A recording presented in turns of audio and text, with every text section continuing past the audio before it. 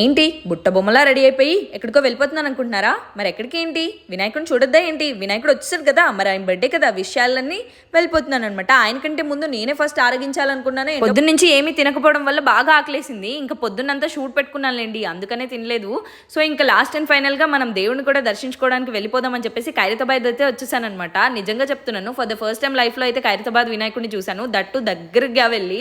నాకైతే చాలా హ్యాపీ అనిపించింది. అందులోనూ ఈ మధ్యలో గాడ్స్ ని చూస్తుంటే ఎక్కడ లేని ఫీలింగ్స్ వచ్చేస్తున్నాయి మనకి. హ్యాపీగా దర్శనం కూడా కంప్లీట్ చేసుకొని ఇంకా ఫైనల్ గా అయితే బయటకు వచ్చేసాను అనమాట. నేను ఈ రోజు వేసుకున్న డ్రెస్ వచ్చేసి హ్యాపీ షీ ట్రెండ్స్ అనే ఇన్స్టాగ్రామ్ పేజ్ నుంచి అయితే పర్చేస్ చేశాను. లిటరలీ అమేజింగ్ కలెక్షన్స్ ఉన్నాయి, that too in budget prices అనమాట. వీళ్ళ డీటెయిల్స్ అన్ని కూడా కమెంట్ బాక్స్ లో మరియు డిస్క్రిప్షన్ లో అయితే ప్రొవైడ్ చేశాను. Please go and check out. ఇందాకడంతా తిరిగి రావడం వల్ల ఏమో తెలియదు కానీ ఇంటికి రాగానే ఏడవడం స్టార్ట్ చేశాను అనమాట భయంకరంగా. మా వాళ్ళకి ఇంకా టార్చర్ చూపించాను, మామూలు టార్చర్ కాదు. పాపం ఎలా భరిస్తున్నారో నాకు అర్థం కావట్లేదు, కాలు నొప్పులు అని చెప్పేసి.